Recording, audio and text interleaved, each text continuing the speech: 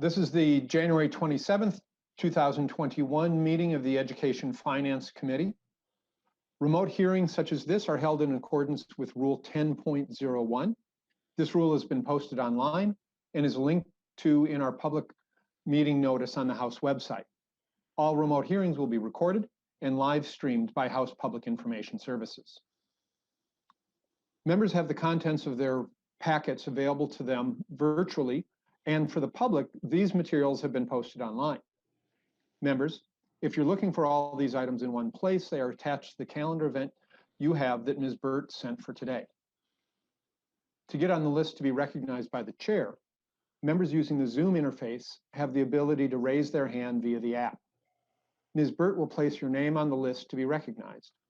If a member is on their phone and doesn't have access to the raise your hand feature, please email Ms. Burt and she will put your question in the queue.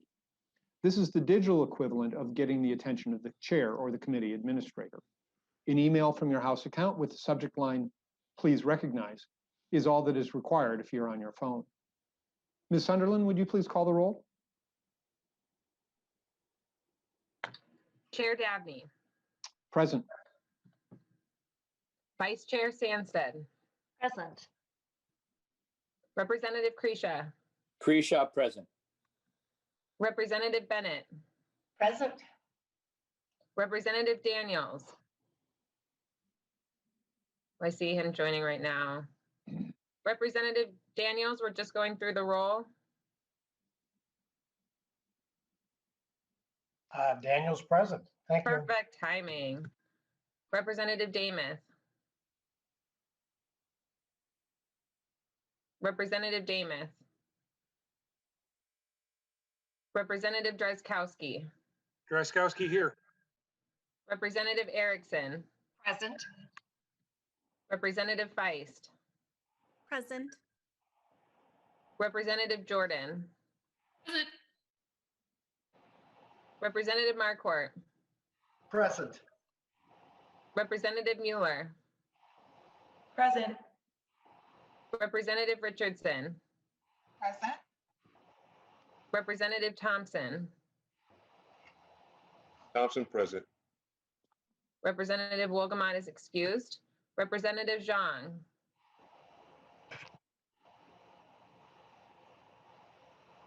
Representative Zhang. Present. Perfect. Representative Joachim. Present. And Representative Demuth. Present. Perfect. That is the roll, and we do have a quorum. Thank you very much, Ms. Sunderland. Representative Jurgens, have you had the opportunity to review the minutes from our meeting of yesterday? Jurgens or Jordan, Mr. Chair? I said Jurgens. Chair Dabney, Jurgens isn't on our committee. Oh, really? Representative Jordan then, my bad. What am I thinking? Have you had the opportunity to review the minutes? I have, Mr. Chair. I believe Representative Jurgens was on the committee last year. He was 2 whole years of him on the committee. But anyway, Mr. Chair, I have had a chance to review the minutes, and I move the minutes of January 26th for this committee. Thank you very much. Any discussion to the Jordan motion? Seeing none, this is a voice vote. All those in favor, please signify by saying aye. Aye. Aye. Any opposed? Nay? Motion prevails. Thank you very much, Representative Jordan, stepping in and catching that. Members, in your virtual packets today, you'll see a copy of the committee rules for the biennium. They've been updated to reflect our new virtual process. You'll see we have a standard 24-hour rule, as is common across committees. We continue to strive to provide OCR-compatible documents for the public. We'll tend towards voice votes for approving meeting minutes and amendments. But by all means, if someone would like to request a roll call, you'll always be afforded that opportunity. Are there any questions or discussion about the committee rules for the biennium?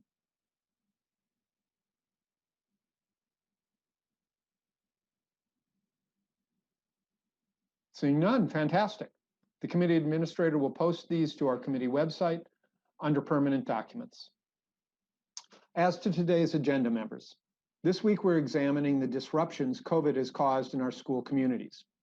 Today we'll be hearing from innovative school administrators and directors from around the state who have the gigantic task of supporting their students and staff during these very uncertain times. I'll hand it over to the experts, the professionals who are helping our school communities navigate these challenges and solutions. The first on my list is Superintendent Aston Osai from the St. Louis Park Schools. Superintendent, please introduce yourself for the record and proceed with your testimony. Thank you for being here. Absolutely. Good morning, Chair Dabney and members of the House Education Finance Committee. My name is Aston Osai, and I'm honored to be with you.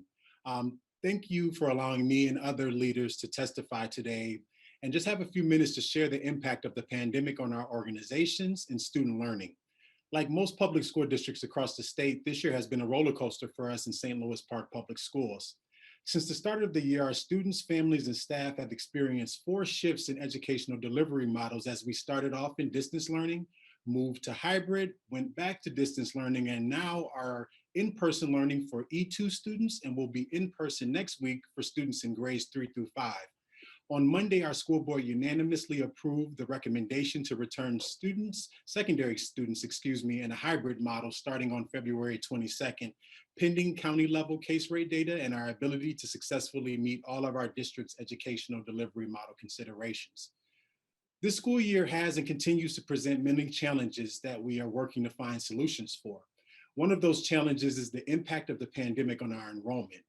Due to this pandemic, this year we're close to 70 kindergartners under our projection, which has had major staffing and budgetary implications for our district.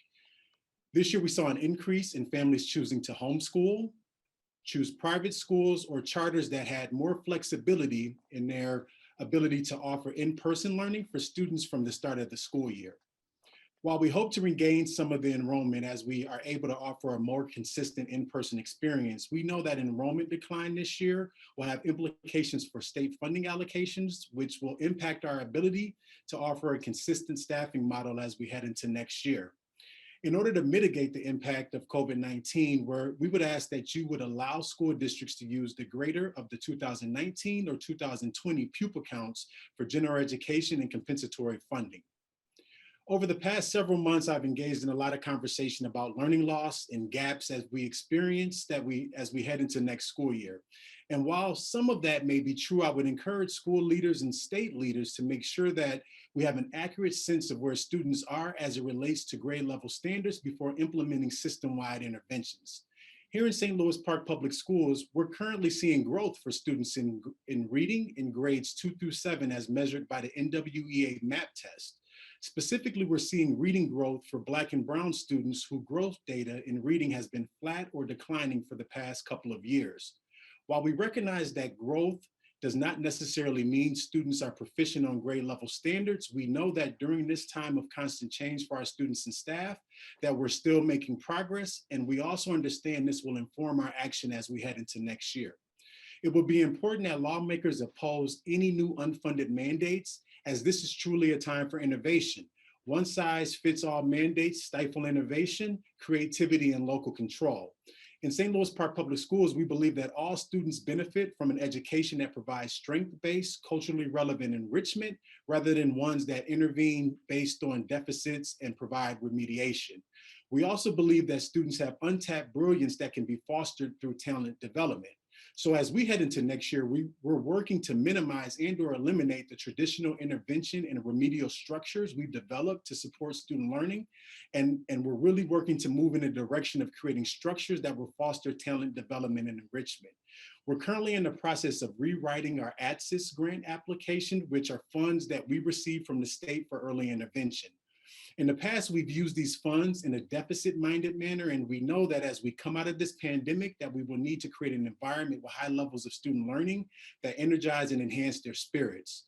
We believe that this talent development model will have a positive impact on the social emotional needs of our students, as it will be asset-based and for all students, not just those that are identified as gifted and talented. So I would like to just take a moment to thank the leaders at the Minnesota Department of Education for their support as we've explored this idea with them. And what they've offered us is that, this is the first time that any school district has come to them for the use of these funds in an asset-based manner as opposed to an intervention or deficit-based manner. So in conclusion, I would just like to thank you all for allowing me a few minutes to share our experience in St. Louis Park, and thank you for your leadership and the commitment that you have to our students in the great state of Minnesota. Thank you. Thank you, Superintendent. And members, as has been past practice in the committee, ask that you hold questions until the panel is completed, and then certainly ask questions of any of the panelists at that time. Next on the agenda is Stephanie Barrage, the interim superintendent of the Robbinsdale Public Schools. Welcome to the committee. Please state your name for the record and proceed with your testimony. Thank you. My name is Dr. Stephanie Barrage. And thank you, hello committee members. Thank you for the opportunity to testify on behalf of the students and families in the Robbinsdale area schools, as well as other learners across the state. In Robbinsdale, we began the school year in distance learning. We plan to bring our youngest students back in the late fall, but as the COVID cases and numbers increased, we made the decision to remain in distance learning. Last week, we welcomed our pre-K through second grade scholars back, and next week, our third through fifth grade scholars will return. We are hopeful that we will be able to bring our secondary students back in the coming months and continue to plan for that through our internal process. Throughout all of this, we have offered what we call the Distance Learning Plus model, which allows us to bring students to our schools in small numbers to help students and families through our student support centers. This includes help with technology, academic, and social and emotional support to provide resources to students and our families. To ensure we can meet the students' needs and to be and social and emotional support to provide resources. To ensure that we could meet student needs and to be a one-to-one district, we purchased 5,588 iPads or Chromebooks and accessories for a total of $1.6 million. Prior to COVID, we were a one-to-one district for grades 3 through 12. We purchased hotspots because our families needed internet access. We provided meals to more than 1.3 million families in the Robbinsdale area district. There is so much that our students need due to the pandemic, and in order to move forward, social and emotionally, many of our scholars are struggling. We need funding to increase our mental health supports, psychologists, social workers, and mental health therapists. If we had a mental health therapist and a school psychologist in every building, we would have more students being able to have access to licensed professionals to meet their mental health needs. We need VBK funding to continue the educational experience for our youngest learners. We also need priority for additional funding to offer robust summer educational programming and extended learning for the following school year.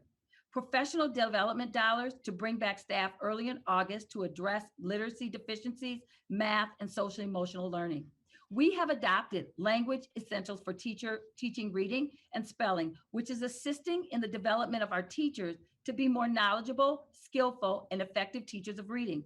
We know many of our scholars have lost traction academically. We need our pre-K 5 teachers trained to be able to respond to the academic deficits that our scholars have experienced due to this pandemic. We also need resources to do authentic equity work. I can't stress enough that our students' mental health has suffered during this time, and we will need resources to help them readjust to being a student in a building or if they continue to learn from distance. It is also important that our staff can get vaccines so that they can feel safe returning to our buildings.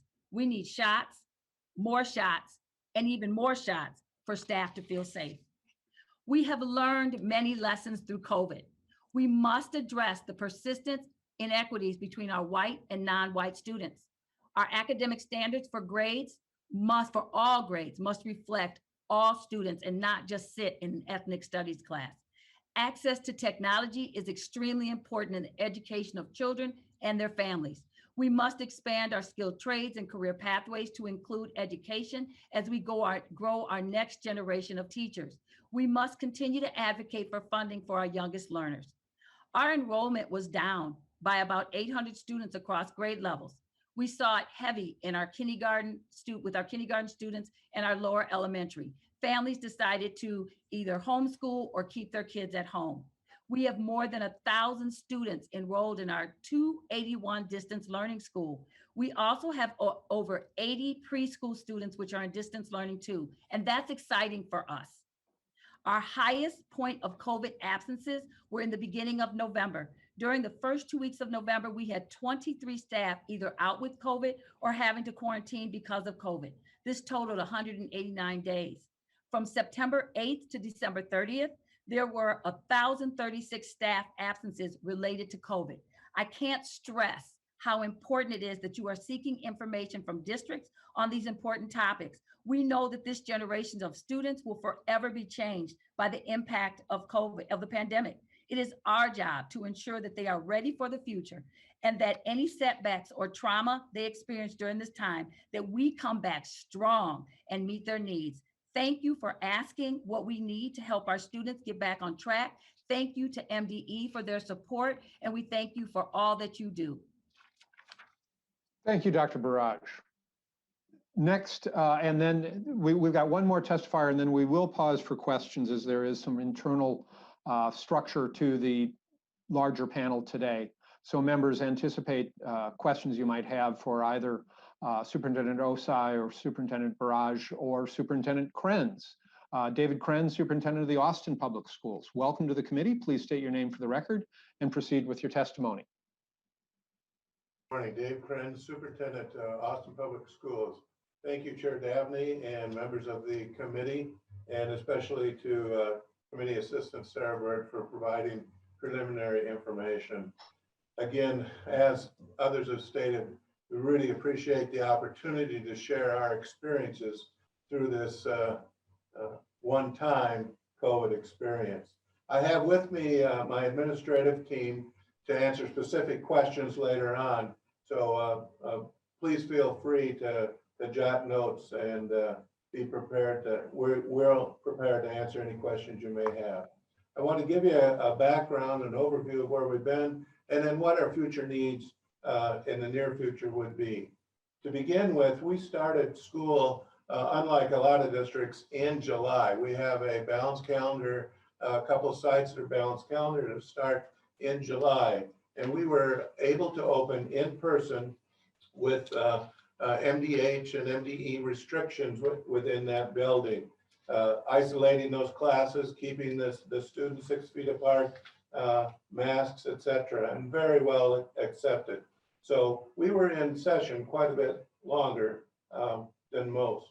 Our regular calendar pre-K 6 was in person starting in September, and our 7-12 students were in a hybrid model.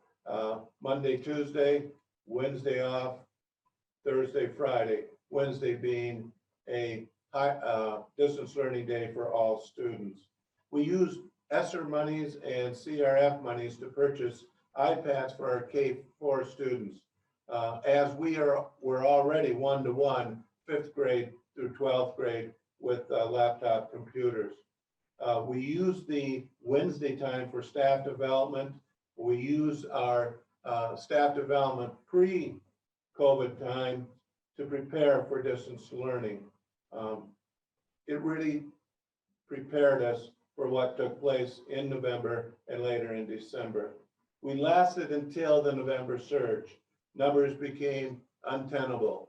We had staff of more than 50 that were out. Our students were going into the 500 that were quarantined, and we needed to take action and moved into the distance learning after Thanksgiving.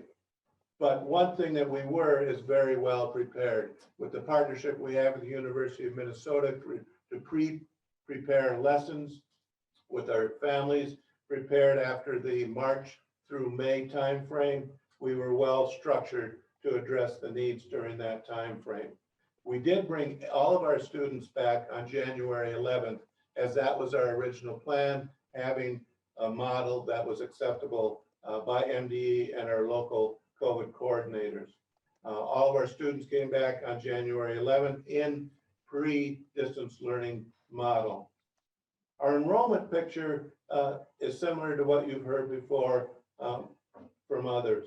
Our enrollment dropped about 177 students from October 2019 to October 2020. We anticipated an increase of between 25 and 30 students. So in total, a loss of about $1.7 million in revenue.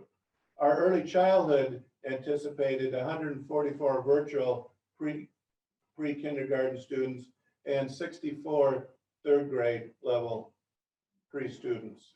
We ended up with 128 VPK and 57, so down 23 in that department. With the fact that the federal government has allowed us to provide free lunches for all of our students, a key element for future planning and future revenue is that our anticipated free and reduced, which is over 57%, came in under 50%. So a total loss of revenue of 1.3 million there. We continue to have a high special ed needs of about 18% of our student population, with a cross subsidy of about $5.5 million. And along with our EL population of almost 20% of our students, 1,033 kids, and a cross subsidy that costs us about 1.4 million a year. What we've seen is those students who didn't come to us, of that 177, that they've moved to our parochial system here in town. Parents have chosen homeschooling, or they've gone online to other academies. So that's where we've seen the loss of our enrollment. We do have students who are coming back to us from our distance learning model and are anxious to get back, especially after our distance learning in December. We've seen a tremendous return of our current distance learning students. What we did see also was once we decided to go in person, that our employees, especially our older employees in non-licensed areas, our paras, we lost about 18% of our paras who quit because of age restrictions, and about 40% of our bus drivers retired or resigned due to that fact, which caused a tremendous burden on trying to get our kids to and from school at the start of the school year. Our teachers stayed in place. They really adjusted. Even those with health concerns wanted to be here and wanted to serve our students. In anticipation of these losses, we used our ESSER funds and our CFR monies to hire full-time subs across the board in our custodials, in our paras, and in our teachers who've helped fill that role. But there are days we still feel a loss in trying to fill positions. We've been able to work very closely with MDH and our local county in terms of keeping our students in class. We believe that that's the key ingredient to a quality education. Even though we upped what we could do in distance learning, we know through our own internal evaluation and assessments that our students still, when they're in distance learning, fail at a much higher rate than our students who are here in person. Even our hybrid students, and the numbers we have had this fall and into the winter, show that once we get the kids here, even the secondary students who are hybrid, they're achieving at the same rate that they did in a full-time capacity prior to the COVID experience. We also know that it'll be increasingly important for us to meet these needs as our students come back to us in a normal setting.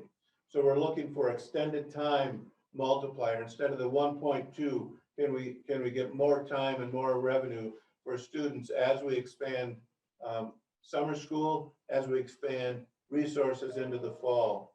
We're looking for opportunities to address those deficiencies that our students will have in whatever area it may be. We also believe that we need to expand the qualifying criteria for our extended time students, making sure that even those borderline students or even exceptional students who need extra help will have that opportunity at no cost to them. Also, the fact that we need calendar and scheduling flexibility, as our students have found that it's not always that 8 to 3 time that works best for them. Some of our students are doing their best work online in our distance learning from 2 to 4 in the morning. Thank you again for this opportunity, and especially note We've been trying to address mental health supports for our students, but with the lack of professionals out there, it's been increasingly difficult, and we're trying our best. Thank you.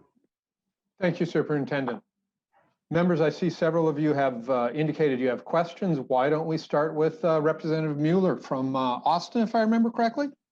Yeah, actually, this is the reason why I raised my hand. I wanted to welcome my former school. Then you're never a former teacher, but this is where I was working, and I worked very closely with Superintendent Krenz and many of the people who are in that room, and cannot say enough good things about Austin. And this is a great place for us to start to look at their creativity and their innovation in schools.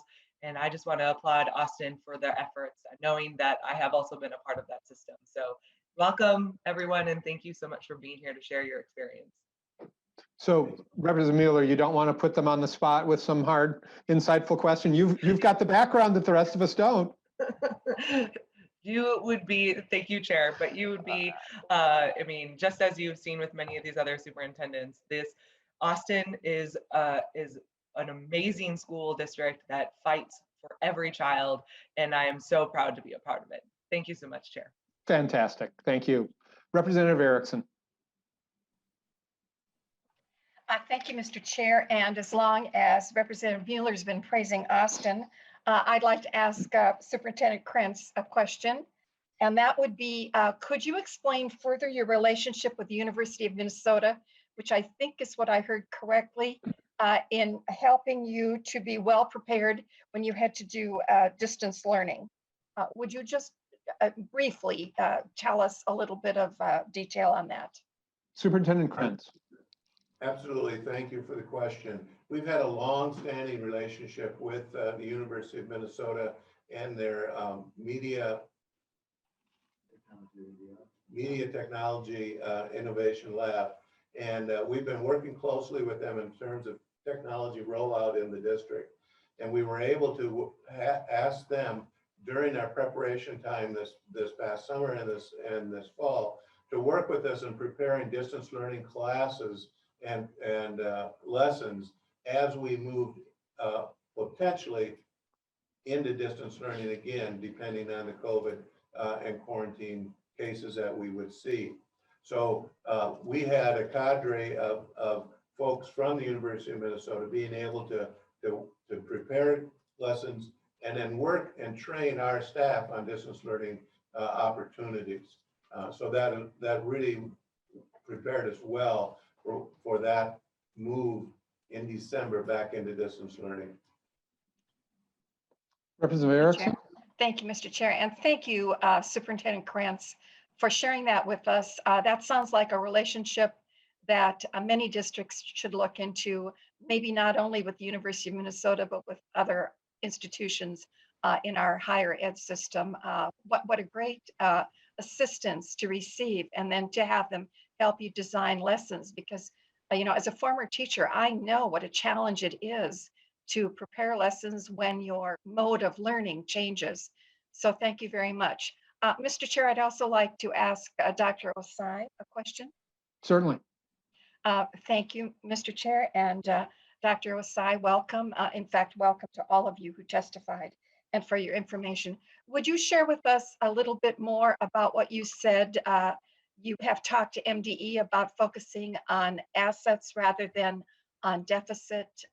Is there a strategy you have in place that maybe others could learn from? Yeah, Superintendent Osai. Thank you, Chair Dabney and Representative Erickson. I appreciate you. You are speaking into existence. I'm currently a doctoral candidate, so I have not yet received my doctorate, but I appreciate it. Well, you're almost. The more positivity and the more encouragement I can get, it motivates me to work through these final stages of the process. So thank you for that. But yes, absolutely, I can share a little bit more.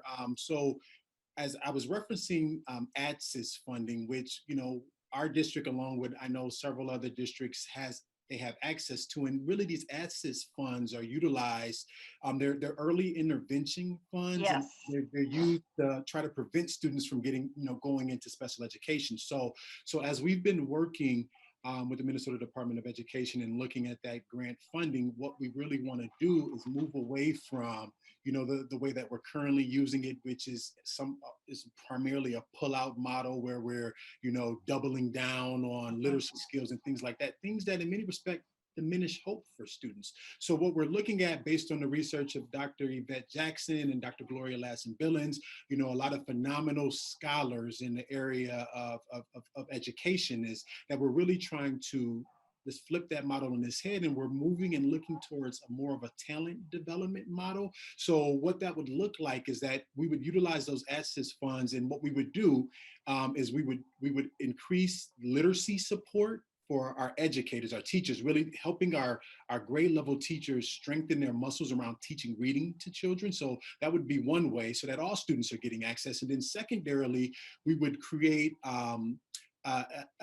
what we consider like a specialist course, right? So just like students have art and music, we would create enrichment coaches that would interact with every single student around this talent development model. And that talent development model would be focused on science, technology, human development, arts, and what we would do through that is really try to support students and engage them in things that to help them explore their talents, so that as they matriculate through our system, it helps them get a better sense of and strengthens the things that they're good at, but also starts to give them thoughts and ideas about particular potential career pathways, right? So as we move into our middle school and we continue to work on some of that, and then we get into high school and we think about CCR. And so I would suggest that we're really trying to move to more of an enrichment-based programming. So we're still teaching literacy, but it's a little bit different, learning how to read connected to something that you like, as opposed to being pulled out and having to, almost be drilled and killed on phonics, right? Does that make sense? Am I answering your question? Or Representative Erickson? Thank you, Mr. Chair, and soon to be Dr. Osai. Thank you very much. I thought I heard access to begin with, and then when you said deficit, I thought, oh, maybe you said assets. So thank you very much for explaining that, and what a great innovative idea for use of those funds. To focus on the literacy is especially interesting in light of what learning loss may have occurred during the COVID learning model changes. So thank you very much for sharing that with us. And I hope others will adhere to the great idea that you've brought to us today. Thank you, Mr. Chair. Thank you, Representative Erickson. Today seems to be the day that we have superintendents who have members on the committee. Representative Joachim. Thank you, Mr. Chair. And actually, thank you, Representative Erickson. You got to my question before I did when I came to Superintendent Osai. I just wanted to thank him. I am going to be meeting with him to learn more about the program. And thank you for bringing innovation to our schools and working with MDE, and let us know if there's anything legislatively that we might need to do to make sure that other folks can think as creatively as you do as well. And thank you for really doing hard work to reach all of our kids. I know keeping that reading retention during this time is pretty amazing. So I also had a question for Superintendent Krenz real quickly. I know how hard it must have been to have a lot of students with COVID and families and the changes with your hybrid and going back and forth. And I was wondering, I know you have a really large population of Latinx and community and students. What were some of the ways that you helped, that you worked towards reaching out to those families with translations? And I know it's a lot harder with distance learning for some families. Just what are some of the programs that you put in place to reach out to all of your students? Superintendent Krenz? Thank you. Great question. And what I'm going to do is turn this one over to our Executive Director of Educational Services, who heads up all the programs that we have, John Alberts. John? Good morning, Chair and members. John Alberts, Executive Director of Educational Services for here in Austin Public Schools. We use a number of elements to communicate with our families. First and foremost, we're an integration district, and we receive the integration revenue, which is super important to us, to support what we call success coaches, who are essentially cultural liaisons to families. We have them covering multiple languages, including not just Spanish speaking, but Karen, Karenni, Anuak, Noor. We also have an increasingly large Pompeian population, which we're also connecting with through our Success Coach program.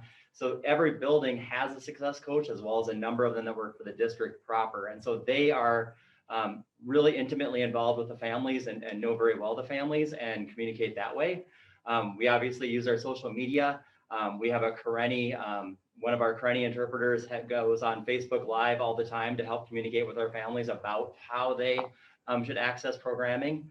And then thirdly, I would say, I know that the legislature recently approved some additional funding for the Cradle to Career programs out in Minnesota. We have one of those here in Austin called Austin Aspires.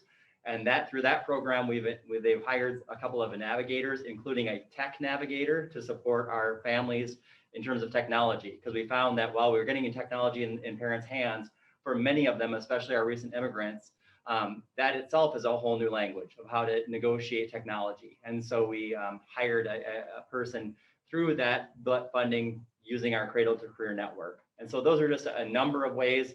I could speak probably for the next 10 hours on how we communicate with families, but those are kind of the big ways. Thank you very much. Representative Joachim, a follow-up to Mr. Albers? No, thank you. All right, thank you very much. Members, we're now going to shift to a different area of the panel today. I'd like to welcome to the committee Darren Kermis, Superintendent of Intermediate School District 288. Superintendent, welcome. Please introduce yourself for the record and proceed with your testimony. Great. Good morning, Chair Dabney and members of the House Education Finance Committee. My name is Darren Kermis. I'm the Superintendent of Southwest Metro Intermediate District 288. I'm joined by Melissa Shaler, Executive Director of Student Services of Intermediate District 917. Thank you for the opportunity to share what has worked well and where we have seen challenges in the intermediate districts during the pandemic. If we may, Mr. Chair, we would share our time and thoughts today regarding the impact of COVID on the intermediate districts and the students we serve. Intermediate districts and other collaborative units across the state often serve students with disabilities who have disabling conditions so significant that their resident district cannot meet their needs within traditional school buildings or programs. Intensive and specialized staff training becomes critical for the safety of students and staff alike. Sadly, even with training, staff can be seriously hurt. Last year, one of our most promising new teachers suffered a traumatic brain injury and has not yet fully recovered. As parents, we often worry about allowing our kids to play football and hockey due to the risk of head injuries. It never dawned on me that I should consider cautioning my daughter away from becoming a teacher for the same reason. But that's what it feels like it has come to in many regards. Today, we want to share with you some of the successes and challenges we have seen during the COVID pandemic through the lens of an intermediate district. We have gathered input from all 4 intermediate districts, but I would submit that what you will hear is very similar or identical to the concerns many cooperative units from across the state would share. Melissa Shaler is going to lead that discussion. I would then return to offer some suggested solutions. Over the years, I often hear elected officials ask, what specifically can we do? If that's a question you've been considering, we will provide some specific ideas and proposals designed to directly address this question in light of where our students are in the midst of the pandemic and as we emerge from its shadow. With that, if I could yield some time to Melissa Shaler to cover what's working and where our challenges have been. Thank you, Superintendent Kermis. Ms. Shaler, welcome to the committee. Please introduce yourself for the record and proceed with your testimony. Hello, Chair Dabney and members of the committee. My name is Melissa Shaler, and I am the Executive Director at Intermediate School District 917. Today, what I'd like to share with you are, first of all, what we've seen as some success stories during COVID. We have seen marked increases in needs, particularly for mental health, and we face challenges with student engagement and changes to funding streams, including our medical assistance revenue. But we have had unexpected successes. And so some of these are some successful supports for mental health. We've experienced those particularly in our programs that have had mental health partnered with our educational services, or where we've had partnerships existing with organizations like the Wilder Foundation. And we've seen particular success in these programs for our elementary age students. Leaders across all Setting 4 programs have really continued to define distance learning experiences for students as they have gathered data on students, and particularly our students who aren't engaging. And we have seen really some alterations and changes to how some of our specialized services like social work are reaching out and meeting the needs of families. They're meeting the needs related to things like food assistance and some of those kinds of things in ways that we haven't been able to or have done in the past. Our teachers have had the opportunity to be more flexible with the educational services that they deliver, and they've got great ideas for post-pandemic innovation, and we're excited for perhaps what next year will bring for us. Students are experiencing success when they're engaging. They've got more personalized support during the pandemic. In many cases, less distraction with environmental factors. We've seen this particularly for our students on the autism spectrum. And for some, online learning has really demonstrated for them increases in their identified goal areas. They've been able to be more focused and more successful academically. All of the intermediates were able to deliver technology and internet access points to our students who needed them. Not all of our students can engage via technology. We've had to use other means, but we've all been able to use resources to engage when we can in that manner. And as a result of that expansion of technology, we really have increased the students' digital citizenship skills and really acquired a broad range of skills, both for our students and our staff with regard to virtual learning. There have been, one of the things that was shared by 287 was a really important success story from one of their students that's participating in their Northern Star online program. This student had success across the board, grades moving from failing into the range of Bs. And I have a testimonial that we can share if there's more time later. We have, though, had challenges in providing education during COVID. Prior to the pandemic, as an administrator in an intermediate school district, we had a great deal of energy focused on a number of issues. Kind of on center stage for us were meeting the needs of our member districts, including having sufficient, well-planned space to meet the needs of the students that they refer to us, recruiting and retaining staff to address the needs of students in our care. Currently, I think 7 teachers short of what we needed to start the school year. And then also executing innovative programming that allows for growth and development of students. And so this has been things like robust mental health services. And then finally, funding has been a challenge for us in terms of supporting our needs for ongoing professional development for our staff. Given the pandemic, those areas of focus remain, and there's new challenges that have emerged for the intermediates. As we planned and made decisions for serving the students in our care, these are some of the challenges that we faced this year. In particular, meeting the needs of our member districts as they make decisions that have included, in many cases, more direct services than we may be providing as an intermediate. And this is due to the intensive needs of the students that we serve, including difficulties that they may have with social distancing or maintaining safety protocols. Maintaining staffing that allows for in-person programming consistently, given COVID-19 exposure and quarantine requirements. We began the year, each of the intermediates a little bit differently. At 917, we began the year in a distance learning model. We had several closures of our Setting 4 programs temporarily as we dealt with exposure and quarantining. And currently, well, then we went into a distance learning model. And currently we are moving towards coming back into a full hybrid. We're modified hybrid now, and we'll be back fully, hopefully on February 22nd in a hybrid. And then other challenges we faced are meeting student needs when we're not in person, given challenges with engaging students in distant learning, either whole or part. Also, the switch between models has been challenging for some of our students. We face budget deficits in 287. The amount of their budget deficit is approximately $5 million. All of the intermediates have lost MA revenue due to the lack of face-to-face contact. 287 reports this at $1 million. Our MA revenue in 917 is down about 2/3 from what we would have expected. We have declines in enrollment in programs across the intermediates. We have significant increases in mental health issues of our students. Some of this is an impact of excessive screen time and lack of supervision for our students. And we do anticipate significant increases in mental health when students return.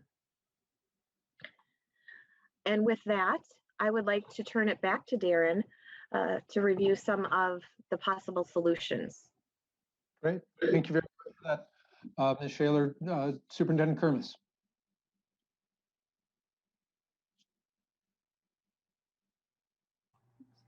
Superintendent, can you unmute yourself?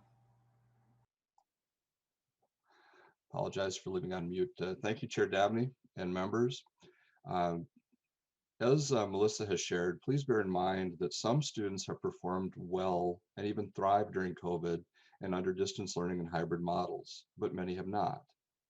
Whatever alternative is selected, it must allow for a differentiated approach due to the unique needs and circumstances of each student. A one-size-fits-all model will not be effective, as it will challenge some resources to some who do not need them, while failing to provide resources minimally needed by others. Second, whatever option is chosen, please make the decision early in the session. Schools and families need time to plan. Schools need time to meet with parents and tailor plans for individual students, and schools need time to secure staff to provide those services. Third, there is no need to reinvent the wheel here. A model already exists in the form of extended school year, or ESY, services. ESY is required under state and federal law. Districts and families alike are familiar with this concept, and students have benefited from ESY services for years.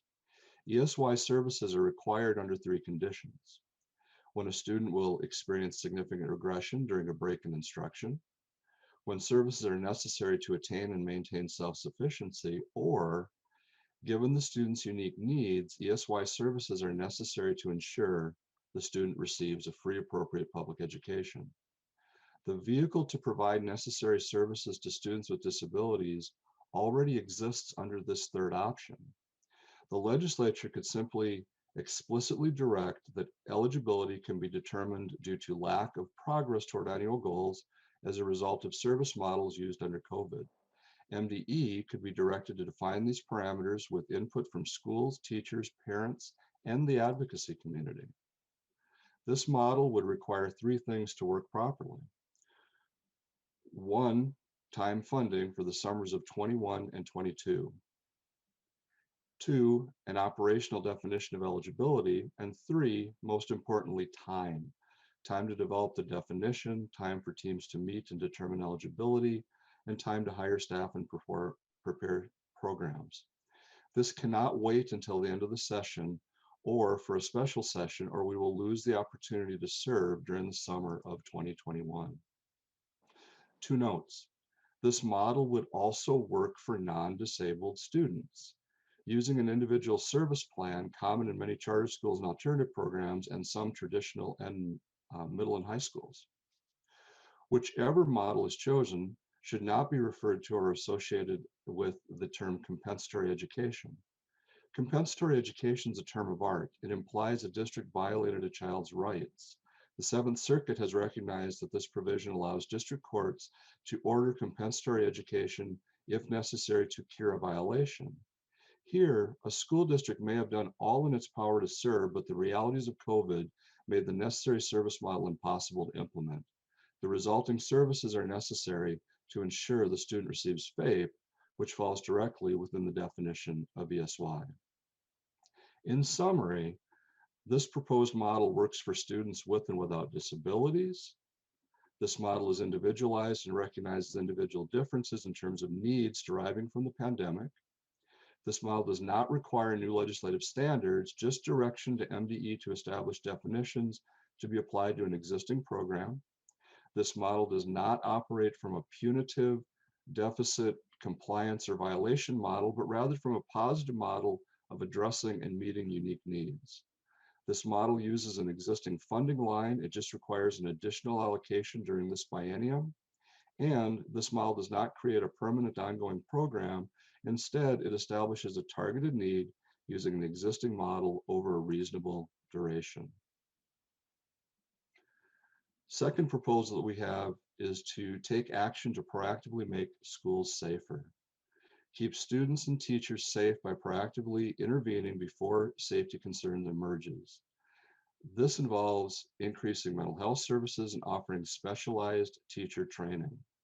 We have shown positive results from 2 pilot programs authorized by the legislature in recent years. We ask for the return of that funding and the expansion of these programs to all collaborative units. Second specific idea is to allow extended time revenue for students in all residential treatment facilities. If students in residential and correctional settings dealing with mental health issues are not some of the most at risk and needy students in the state, then who are? MDE's current interpretation is that extended time funding does not extend to these students. We disagree and now seek legislation to expand the current exception allowed for in 2 facilities in Wilmer, and ask that that be expanded to all similar facilities statewide. Thank you for your time today. Thank you very much, Superintendent. Members, questions? I see that Representative Jordan has a question. Representative Jordan? Thank you, Mr. Chair. My question was actually for Dr. Burridge from the previous panel. Would that be okay for me to ask that question? Certainly. Dr. Barrage? Yes. Representative Jordan. Dr. Barrage. Thank you, Mr. Chair. Dr. Barrage, I was very struck by how you talked about the need for your students and staff and community to have both their physical and mental health needs addressed within a school setting between meeting destinations and school counselors. Can you talk a little bit about if you think full service community schools would have an additive benefit for your district at all? I can. And that is why we were discussing, you asked what were the needs, and those are some of the needs. As I hear from parents and our students, and I heard from a parent just yesterday saying how their child is struggling with the mental health of and needing the support. As a principal previously in Minnesota, I actually had the opportunity to actually have 2 community schools where that was how it worked. Our parents, schools are like a beacon. Our districts are light for our families. They have relationships with their teachers, with their principals. And so when they have the opportunity to be able to come to the school and to get support, that supports the overall family in how they manage schools. And so, yes, that can happen. And that's why I was very specific in that. As our students are coming back, they're going to come back differently. There are different needs that the parents are sharing with us and the students are sharing with us. I meet monthly with our affinity groups to make sure that we're not missing out on any information directly from our families and our students to ensure that we can meet their needs. So that was very specific to say, as they're coming back and they need support, they are going to need that support to manage school and what it looks like as we move forward. Did that answer your question? Yes, thank you, Mr. Chair. And Dr. Burridge, do you think your students and your families and the surrounding community will have much more needs as a result of the pandemic and the civil unrest that so many of our communities in the Twin Cities have faced? Do you think that this will really change the needs? Obviously, those needs were there before, but do you think there'll be a greater need for that going There forward? is definitely a greater need. This has been heightened. And I'm going to also share, I did not share in my comments. I did briefly, but even I'm getting a lot of our parents are coming to us saying, we need to see people who look like us in the schools. And yes, we are an integration school and we have culture and climate specialists, but there's something about seeing a teacher who looks like you in the classroom. Now, does that mean that all teachers, I've been a teacher, and our teachers educate, but there is a connection when you have someone who has your culture and your background that can assist you. So, and that you can talk to, so that can say, point me in the right direction. So yes, we are forever changed. Now, that's a great thing. Let me say this, I always sit in the positive place of, as we sit in this new world of how we educate children, we are going to be innovative. We have made changes and strides even now as we've lived through the pandemic, but we're going to be better because of the conversations that we're having to meet the specific needs of our children. Those issues were there before, they have been heightened based around COVID. So I'm excited about this time that we're living in, because it is going to help us change how we educate students and get even better than where we were at before. Thank you, Superintendent. Thank you, Mr. Chair. Representative Drazkowski. Thank you, Mr. Chair. I guess my question would be for any of the presenters that want to respond. And, Mr. Chair and members, I mean, we've had many businesses throughout Minnesota from this pandemic that have taken losses, that have laid people off. We've got government of all sorts, including our education system, that is now telling us, well, we're going to continue the same expenses, but we need more money because the formula is based on the number of students in our school, and some of them have left temporarily or permanently or whatever. It seems the ability for schools to react and respond and look at the expense side of the equation and figure out how to match the expenses up with the declining revenue because of those students leaving is not very quick or very reactive. What say you, superintendents? Who would like to take that one?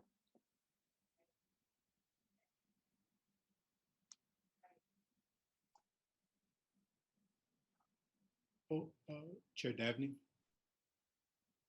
Superintendent Asai, yes, thank you.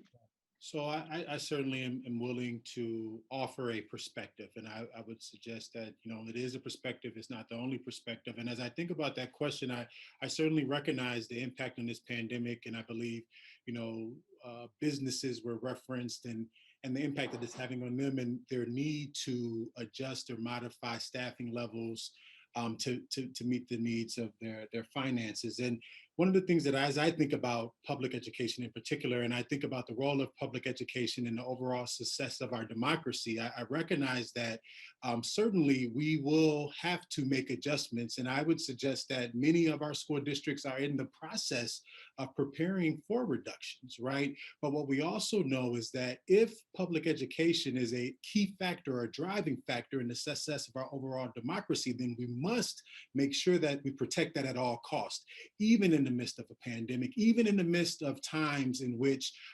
other parts of our community are having to downsize. Because if we are unable to produce citizens that can positively contribute, then we will ultimately face a much tougher challenge down the road. So I would just offer that as a perspective. I know that it's not the only perspective. And what I will also suggest is that we too are, preparing for the impact of this and really thinking about ways that we can creatively continue to provide students a high level, engaging, culturally relevant, supportive experience with less, because we understand that that's just the nature of the beast. But I would offer this group that as we think about the prioritization of our resources, that if we're thinking about the overall success of our economy and democracy, that an investment in public education will ultimately lead us to success down the road. So I'll just offer that as a perspective. Representative Drazkowski. Thank you, Mr. Chair. I guess I would just entertain anyone else who would like to respond. I don't think that anyone is suggesting that we don't prioritize education. This legislature has prioritized education every single year I've been here, and I expect we'll continue to.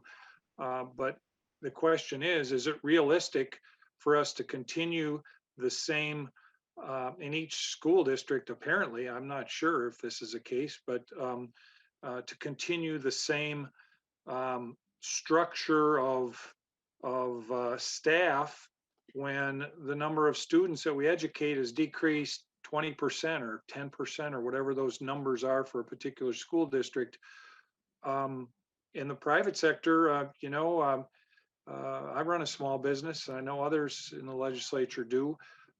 If you don't have revenue coming in, you need to adjust your expenses in order to make it work, or your business doesn't work. And it's only in government that the behavior seems to be collectively that you just continue with the same expenses and the same, coordinated group of staff or whatever, resources, people, and others, with the hope that the government's going to come and take more money from the people in order to give you the additional money that you were out. At some point, the golden goose dies. Superintendent Krantz. Representative Drazkowski, great question. And yeah, Mr. Krenz, I should call you Mr. Krenz. Absolutely. For those of you who don't know, Steve and I go way back to teacher-student days, so it's been a long time. Great question. I think the question needs to be asked, and as school districts, I don't want to leave the impression, and I don't think my colleagues do either, that we're not doing anything. We're doing quite a bit, but we're also being asked to do things that the private sector isn't at this time. We had to provide free daycare for all of our families, pretty much in Austin. We had to continue to provide lunches for our students without the financial backing that covered the costs that were there. So all those are key instruments. But also on the other side, for us seeking other possible revenue sources, we've been out there working partnerships, as was pointed out earlier, with community organizations to help provide support for our families, outside grants to help, in our case, for families to get connection through Wi-Fi, things that we can't provide as a school district. So we're trying to keep our costs down that way. And the other thing is, statute-wise, we are limited to how quickly and effectively and efficiently we can move to make those adjustments. We are in the middle of making those adjustments for next year. But once the year starts, and we had no idea what those enrollment numbers would be. We did a survey over the summer, hoping this would happen. But once those contracts are given out in July, we can't rescind those. Yes, we could say, people, you're not going to work, but we still have to pay a lot of our staff and make sure that those staff are held harmless during those costs. So it's kind of a balance. It's not that we're not doing anything, and it's not that we expect to be bailed out on this side, but there has to be a balance there somewhere. And that's what, from our standpoint, we're looking for. Thank you. Thank you for the question too. Thank you, Superintendent. At some point, we'll follow up on what sort of a student Representative Drazkowski was. Representative Drazkowski, if you will, I'd like to shift to Representative Erickson. I believe you have a question. Thank you, Mr. Chair.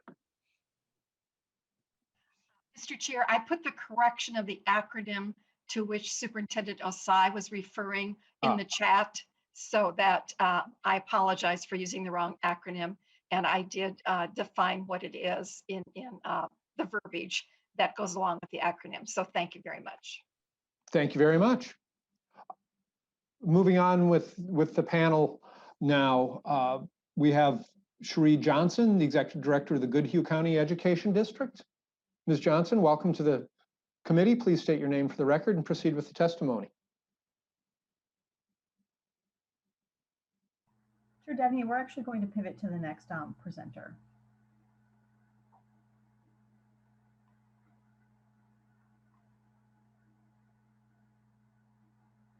And is that Ms. Marcotte then? Correct. Ms. Marcotte, please introduce yourself for the record and proceed with your testimony. Good morning, committee. My name is Deb Marcotte. I'm the Executive Director for Hiawatha Valley Education District in Winona, Minnesota. and serving member districts, 13 member districts in Southeast Minnesota. And so I am honored to present to the committee today. And I'd like to thank everyone as you continue to support all of our districts during the COVID-19 pandemic to address the needs of students throughout Minnesota. We are asking you to consider allocating a portion of the elementary and secondary school emergency relief 2 and the governor's emergency relief 2 funds to educational cooperative districts serving students to assist with COVID-19 educational impacts. Our request is for consideration in the 10% ESSER 2 funds allocation based on the same percentages each of our cooperative LEAs received in the first round of ESSER funds, understanding that 90% of the ESSER funds are based on federal formulas that cannot be changed by the state. Across the state of Minnesota, cooperative school districts serve our most at-risk populations. Intermediate districts serve the role in the metro area, and cooperative educational districts serve the role throughout rural Minnesota. These cooperative school districts serve organizations of independent school districts and are designed to increase student opportunity through member cooperation. However, the financial impact of COVID-19 has impacted our students, staff, and families heavily. As a cooperative, most of our employees are occupational therapists, speech language pathologists, physical therapists, and many other specialists that work with students at high risk. These staff are unable to social distance and require significant personal protective equipment, which has had a significant financial or fiscal impact on our organization. The ESSER 2 and Gear 2 funding is needed, not only to support students in independent school districts, but also to serve the at-risk populations of students attending or served by Minnesota's cooperatives. Since the beginning of this pandemic, parents have been counting on your leadership to ensure their students can continue to learn in ways that work for them. These funds help us ensure all students who want and need an in-person learning opportunity have access to it. All students and educators need and deserve support for PPE, cleaning supplies, learning materials, and more. We encourage you to do everything in your power to support all students and teachers, no matter what type of school district they attend. Like independent school districts, these funds support activities related to safely reopening schools, continuing instruction, and addressing learning loss, including educational technology and reimbursement for COVID-19 related costs. We implore you to extend the funding to include your students in Minnesota's cooperative districts. Thank you.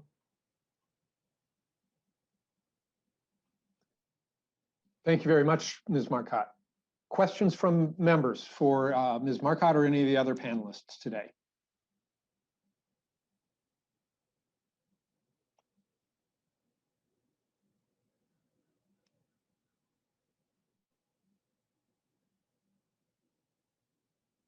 Representative Thompson.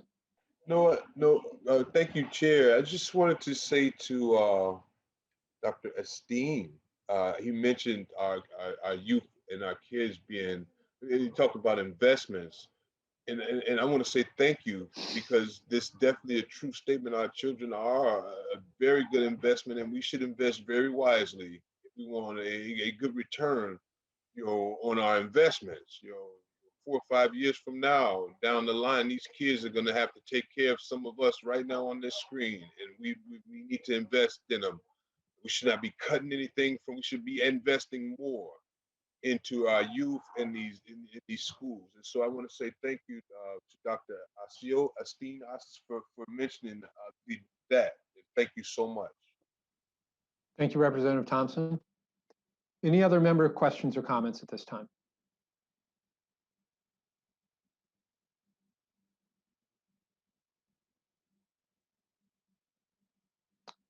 Seeing none, I want to thank the panelists for coming forward and sharing some of the innovative strategies that they've implemented throughout the pandemic and their vision forward for their students and their staff, and bring some of the needs that they have so that they can fulfill those to the committee.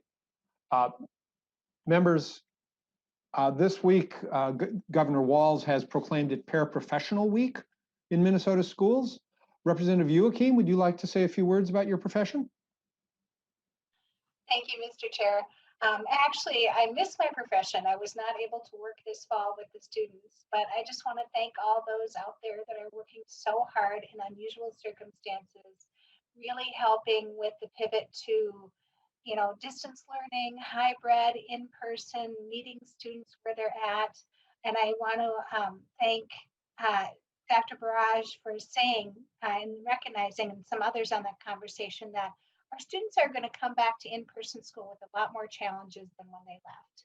I think there's going to be a lot more kids that might have ACEs scores that didn't have them before, and families that are just struggling. And our parents are kind of that first line to help those students get what they need and try to settle back in. So a shout out to all those folks out there working really hard for our kids. Thank you, Representative Joachim. Well put. We know how important education support professionals are in the classrooms and in the schools, and most importantly, in the lives of the students. So thank you for that.